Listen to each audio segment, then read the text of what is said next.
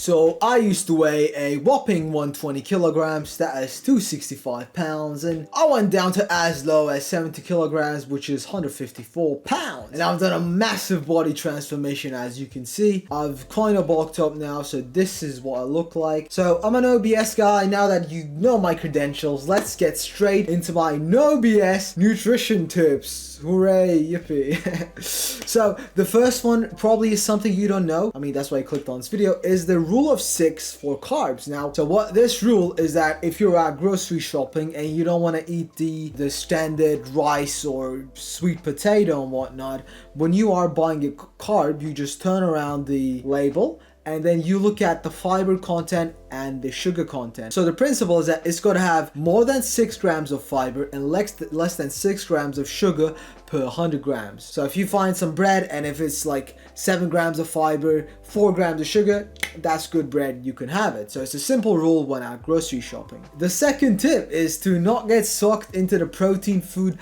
mania. It's basically just capitalism. These guys, they came up with the idea. It's like, oh, people want to eat high protein. So if you just get a Snickers cookie, that's 300 calories, but if you just pump in some protein, it's fine. Now it's like, no, it's not fine. Just because a shit food has protein in it does not make it acceptable. For 300 calories, you could have like 170 grams of chicken and 100 grams of rice, which will fill you up more, give you more performance, all that stuff. Not gonna get into it, but yeah, just don't get sucked into the protein food craze because it's just capitalism. Next tip is gonna be kind of random, but it's basically that whole wheat tortilla ain't all that.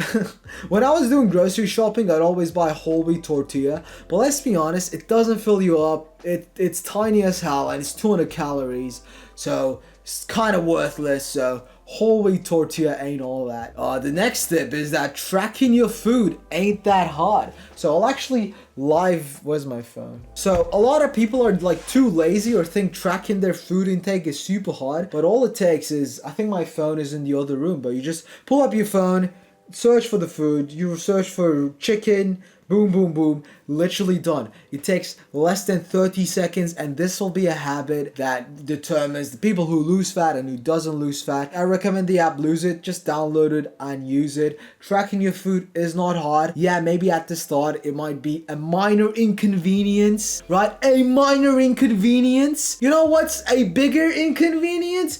Carrying around 40 extra fucking pounds and dying early and being an ugly, your body is ugly and you hate life. I think that's a bigger inconvenience than tracking your food. Alright, the next one is to not go on these fad diets that are marketed to you. It's like, oh, this is the last diet. This is the diet that Spartans did. And if when you go on this diet in 2 weeks, your life will change. No, that's not how it works. If when you go on a diet, it probably is going to take you a long time. So these fad diets, what they do is they just make you eat lower calories than your body needs. So these people are just charlatans and sharks out to get your money. Know that the principle that will make you lose fat is calorie deficit, and anything else is BS. The next tip is to think to yourself if you can stay on this diet for a year straight. If you're watching this video, you mostly have more than 20 pounds of fat to lose. Best case scenario, if you're like really rushing fat loss, losing fat super easy, it'll at least take you 3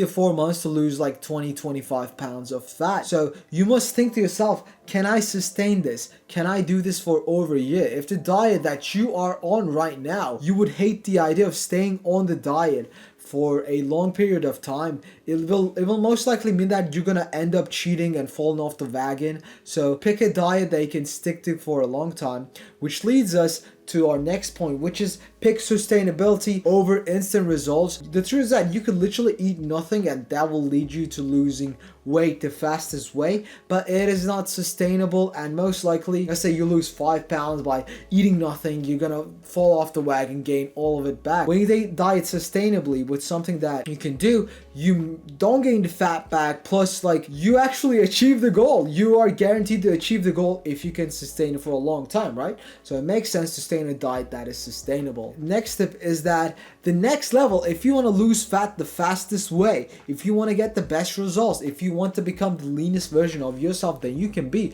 then you must get on a structured meal plan. Now, a structured meal plan will remove decision fatigue, when you are eating, right? So if you just track your foods, do super flexible type of dieting, you just have to make food decisions every day, right? You have to calculate the macros, this and that. But when you are in a structured meal plan, you don't even think about it. Your work is done. You just eat the same foods every day, and week by week you lose fat kind of effortlessly, right? So your work has already been done, and it frees up your mind for important decisions in your life. So you already know what you're gonna eat, what will get you results, and you just do that. So you don't even have to think about how to eat to lose fat. You already eat the same foods every day. And the next tip is to meal prep. So there are different ways of meal prepping. For example, you can make yourself a kilogram of rice every Sunday or Monday and a kilogram of chicken, so that whenever you're hungry, you open the fridge, you always have food to eat. And recently, a thing that I started to do is literally prepare the next day's food. So I have 6 meals every day, the day before, the night before, right? So I just make up all my foods. Now that if I want to go outside my diet or cheat, I kind of can, because I already have the meals set up. So I don't even think about it. Boom, microwave, boom, food, easy. And it is actually super easy for me to stick to my diet, because I don't think. I just microwave it, boom, I eat it. So prep your foods, man. It will increase your adherence to your diet by like more than 100%, which that's what we want. We want success. The next tip is that if you are, let's say, kind of fat, trying to get kind of lean, I would suggest you do have a meal plan, but do strict flexible dieting, right? For example, you have the same breakfast every day, but one day you go out and then you kind of improvise the foods. That's fine, as long as like it is kind of within your macros, and then the next day you kind of eat the same foods. So don't be super obsessive over what you eat, but also don't be too relaxed, right? You kind of want to be strict and flexible. You use common sense, I would say. Like, be rational, don't pig out, but like stick to a diet plan that is like optimal and designed for your success. Now, if you click the link below, I do have a free fat loss tracker, which also comes with a custom meal planner and a workout planner. So if you need help designing the ideal diet for yourself, check the links below. But also, if you need one-to-one personal coaching, links will have that as well. The next tip is that if you actually want to get lean and shredded with a six-pack, you should probably throw out flexible dieting out of the window for 1 to 2 months, because getting lean is actually a lot harder than like going from fat to average, because of certain hormonal things that I won't go into in this video. So if you want to get lean, once you're like, all right, yeah, I'm kind of lean, okay, I don't have a big gut, I want to go for the run, go for the home run, I want to get shredded, then go on a strict diet. The next step, you're actually gonna love this, man, is to go on a diet break every 4 to 10 weeks for 1 week or 10 days. Now, they've done studies, and these scientists were doing studies. They had dieters diet, and then they told them to go on a diet break for 2 to 6 weeks. And then they were thinking, oh man, these guys, when they stop the diet, go on a diet break, they're gonna gain all the fat back. But what happened was, when people went on a diet break, they actually didn't gain any fat back. And even if they did, it was like 2 pounds max, which is like, on the grand scale, it is basically nothing.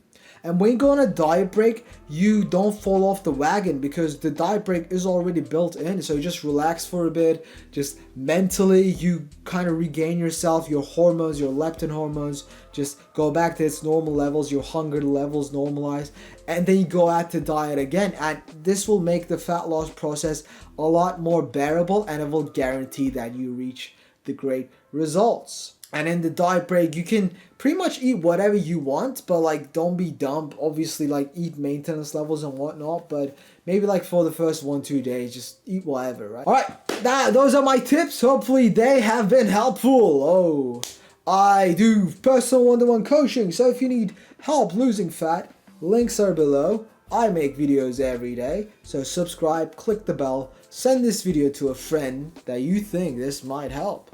And yeah, thank you for watching. I am eternally grateful for your eyes that have viewed this video, and for your ears that have listened to my wise words and lessons. So I'll see you in the next video. My name is Tuna, if you don't know. Bye bye.